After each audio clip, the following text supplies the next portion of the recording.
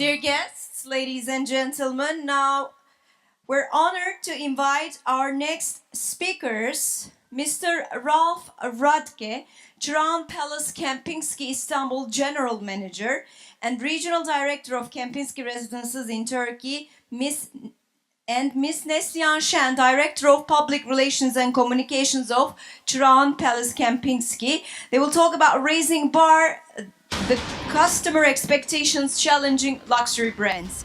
Here comes the team. Good afternoon, ladies and gentlemen. My name is Neslihan Şen. As you see, my name also on this beautiful screen. I'm Director of PR and Communications for the legendary Çırağan Palace Kempinski Istanbul.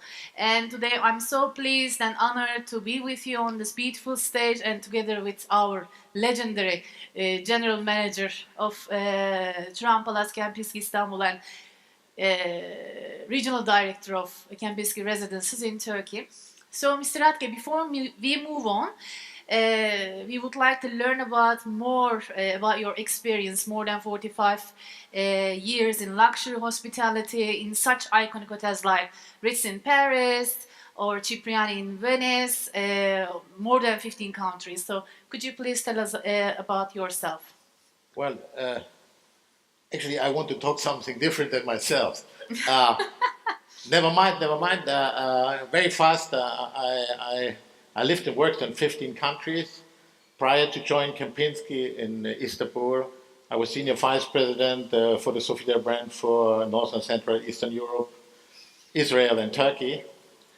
And it was so tiring, and that's the reason why I decided to go to Kempinski. No, I'm joking. But, I found my wife who is Turkish, and, the wives are always right. So that's the reason why I left the company and I went to Istanbul to take over this legendary property. Otherwise, what can I say? I worked as the private secretary of Charlie Ritz until he died in 1976, August 1976. I worked at the Bristol in Paris, and the Cipriani in Venice. I worked also in other hotel groups like Hilton in Amsterdam and in Paris and Nairobi. Even though I'm German, I think I'm a citizen of the world. So I have a German passport, but I feel home everywhere.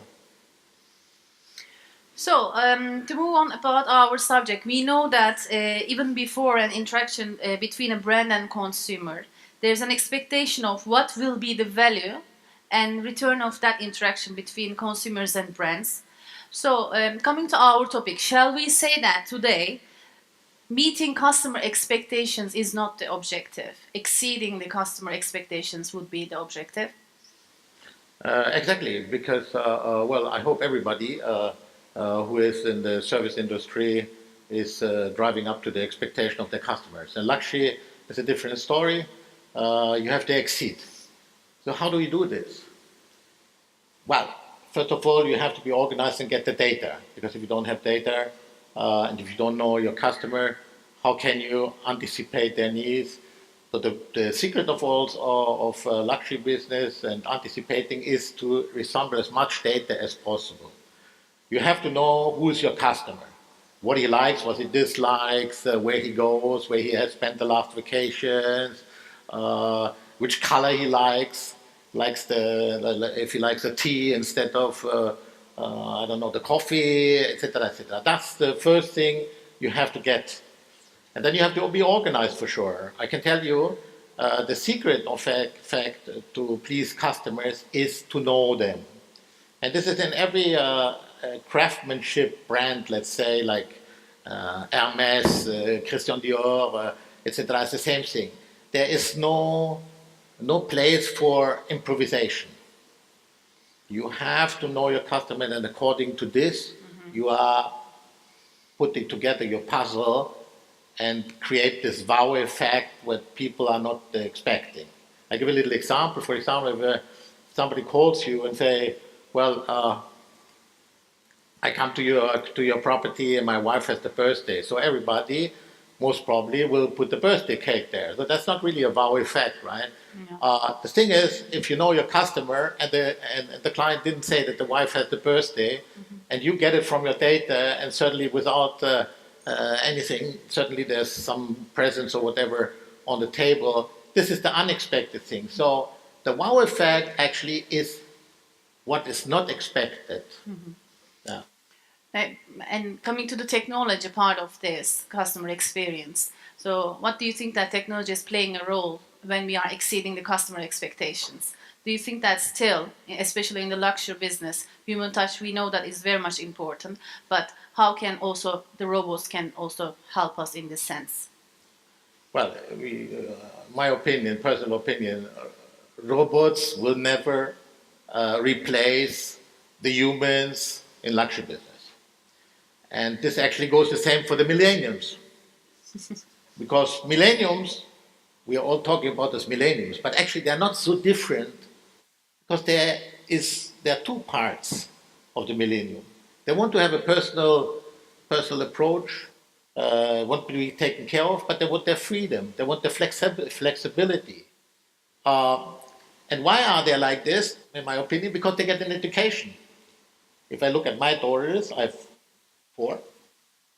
So when I look at them, they got also a part of myself through the education for sure.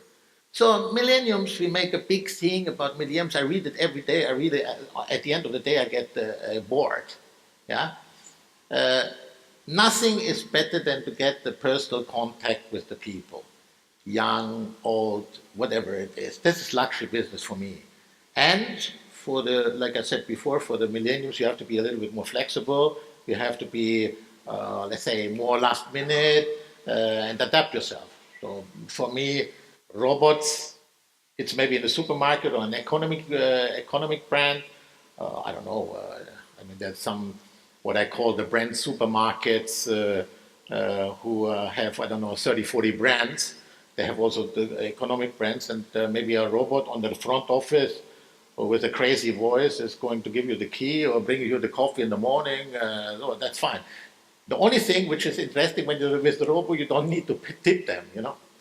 So you save money. Huh? That's the only thing. Huh?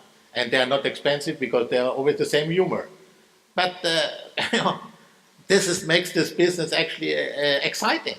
Exciting to have different people, different nationalities, different ways of treating the people, habits, cultural differences. I think for me, robots is not a big danger actually for the luxury business. But at the same time, we know that millennials are somehow shaping the customer expectations for the companies. For instance, coming to their volume of usage of social media. We know that you are also very much active on social media. You are also reaching your guests, customers, potential bookers, and so on from your social media account. So somehow, what would companies do when they are balancing this with social media and also responding the customer expectations? Well, I'm not really a millennium, but I'm rather successful in my social media because, for one simple reason, because you have to be natural. And the other thing is you don't give bad news all the time. Yeah. So when you, for example, I said this to somebody yesterday, my friends are sending me on social media saying, Notre Dame de Paris is burning. Well, okay, that's great news, but it was already everywhere. In each television channel around the world, all newspapers, etc.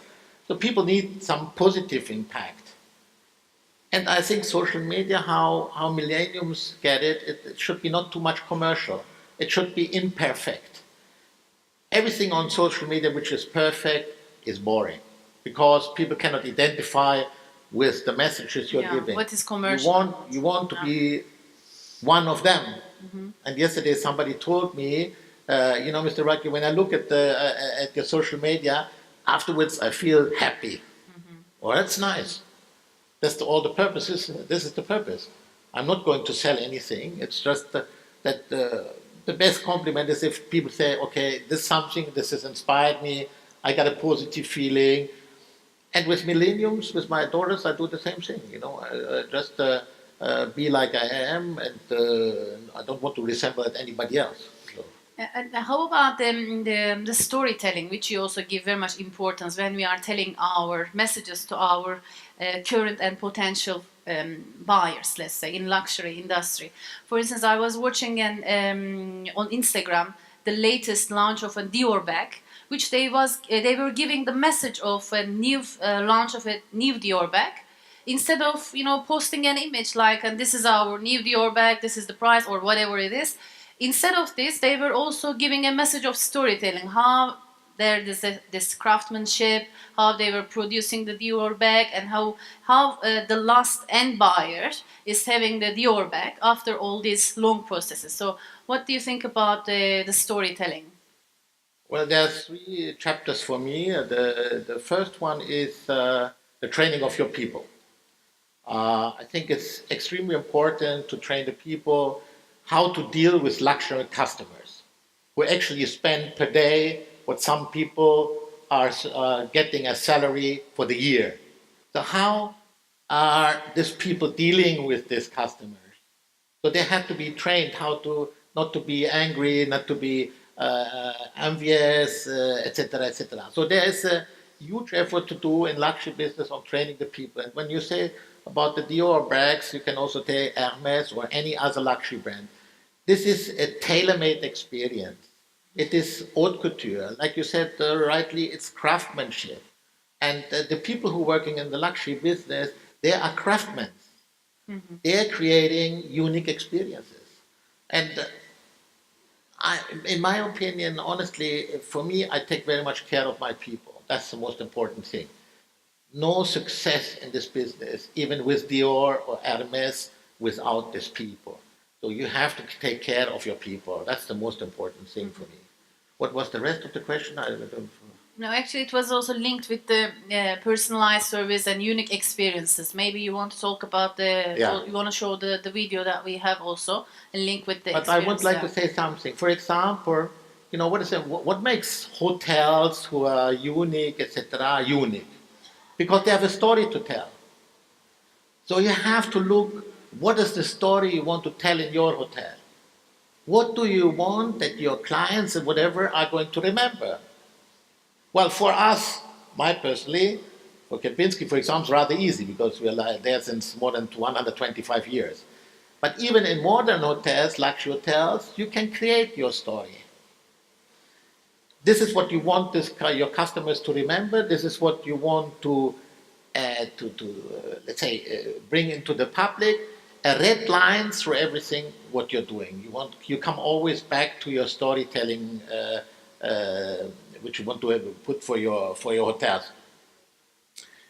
Jean-Paul, this is what we're doing. I can give you maybe an example we have prepared. Yeah, maybe we can play the video that Mr. Radtke will be talking about. I give you an example of a unique. It can only be done in this place and nowhere else. And this is an example where you have to find out that unique experience should be unique. You can expect that in a top luxury hotel, in an iconic hotel, you get experiences which you cannot get in any other hotel, even the one who is a luxury hotel next door. You have to make sure that the experience you're providing to your customer can only be done in your hotel. Otherwise, no reason to come to me, go next door. So I think that's a big point. Huh? So can we play the video?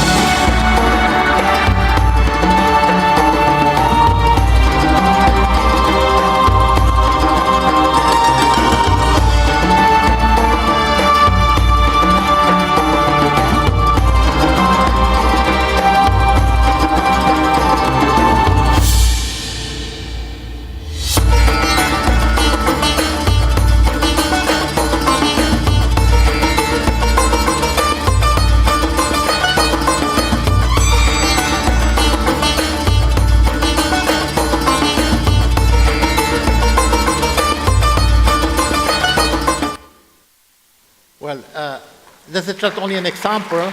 Thank you. Just to give you an example of a unique experience. We have looked. What can we do? We are. This is a palace where 3 sultans of the Ottoman Empire were living. So then we started. What is the story? What is the unique experience we want to create for them? And not for the sultans because they're gone already, but for our customers. Sorry. And then we decided, okay, let's look look at the old recipes from the Ottoman Empire which were served in this palace. Or Abdulaziz, etc., all those people who. And then we looked this in the National Gallery. Then we made the whole setup. This is all the cutlery, the plates, everything is only for this event. Uniforms, etc. It's only tailor-made for this event. And even if you have seen the menu, we started to think it's always boring to have the menu there on the table, with all the dishes, We wanted to create a surprise factor. We said, why do we have all this kind of things there? We want to create this surprise, waiting for the next dish. So that's the reason why you have, for each dish, you have the explanation, which comes to your table, and then we serve.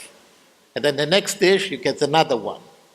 For sure, we don't have 25 dishes, otherwise you go home with a book like this. But that's not the purpose. But with the 6 dishes or whatever, you can take away. The chef is signing the menu off, etc. This is nothing exceptional. But the room is an exceptional place also. And you are in the only Ottoman imperial palace which actually was transformed into a hotel. And it's only for 14, 16 people, so it's very, very, let's say, exclusive and tailor-made. This is only one example, but I think all the hotels, modern or modern or like ours, such a long time already existing, you can find your storytelling. You can find your red line, what you want to deliver that is unique for your property and to enhance the guest customer experience. expectations. Okay, thank you very much, Mr. Radtke. Would you like to ask, maybe we can, a little bit, we have like 4 more minutes in case you want to have some questions for Mr. Radtke. It's always difficult, huh?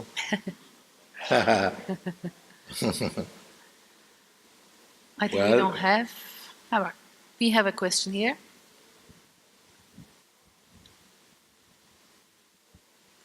More than a question, it's really an affirmation of what you've just said, because I've stayed at your beautiful property. I've experienced that absolutely amazing meal that you just talked about.